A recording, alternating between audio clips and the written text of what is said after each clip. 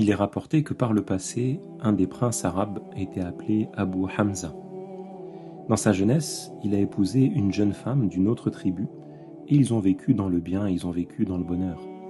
Puis cette femme est tombée enceinte de lui. Alors il a été heureux. Il était heureux et il souhaitait avoir un garçon qu'il appellerait Hamza, et qu'il éduquerait pour qu'il devienne un cavalier qui soit fort à l'équitation, mais qui soit aussi agile comme son père. Et ça, c'était quelque chose qui était connu dans sa tribu. Il y avait de nombreux cavaliers qui étaient courageux. Ce prince a attendu avec impatience la venue de ce nouveau-né, Hamza. Et rapidement, ses rêves se sont dissipés lorsque sa femme lui a donné une fille qui était belle, qui était extrêmement belle, comme la lune. Il a caché sa déception et il a veillé longtemps, en réfléchissant à comment est-ce qu'il allait agir avec les hommes de sa tribu, parce que eux, c'étaient déjà des pères et ils avaient des fils qui étaient déjà devenus des cavaliers. Au matin, la nouvelle de la naissance de sa fille s'était diffusée dans la tribu, et tous les hommes étaient venus le féliciter pour la fille qu'il avait eue.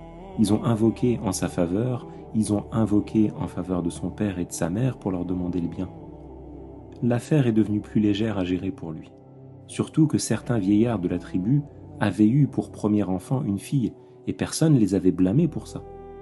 Les jours se sont écoulés, sa fille a grandi, puis sa femme est tombée enceinte une deuxième fois. Abu Hamza a été très heureux, il attendait un nouveau-né. Les mois se sont écoulés, la grossesse a approché de sa fin, et le prince attendait avec impatience la naissance d'un garçon. Dès que sa femme a accouché, il a demandé le sexe de l'enfant, et il a été étonné d'apprendre que c'était à nouveau une fille et non pas un garçon.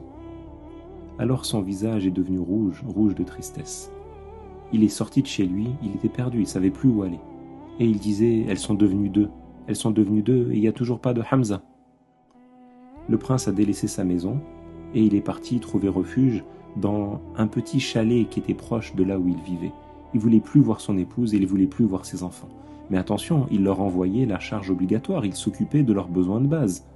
Mais il voulait s'isoler et rester dans son coin par tristesse. Sa femme elle-même a été triste, mais elle est restée patiente.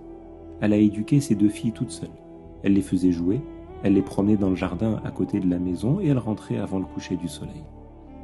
1 an après la naissance de la deuxième fille, le prince Abu Hamza a ressenti des besoins de passer auprès de la maison de sa femme et de ses deux filles.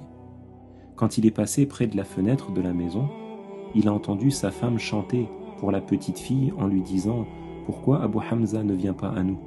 Il nous boude et il reste dans la maison toute proche de chez nous.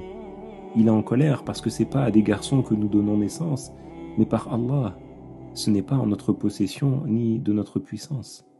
Nous prenons ce que Allah nous a donné. » Le prince, quand il a entendu ces paroles-là, il a été étonné parce qu'il a entendu la morale et il a entendu ce qui comporte une indication suffisante qu'en fait le sexe des enfants, c'est pas par le choix des pères et des mères, mais c'est Allah Ta'ala qui donne à qui il veut des garçons et à qui il veut des filles, par sa sagesse et par sa volonté.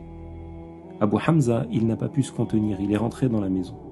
Il a embrassé la tête de sa femme, il a serré contre lui ses deux filles après que son épouse lui ait donné une leçon sur le fait de se satisfaire de ce que Allah Ta'ala nous accorde.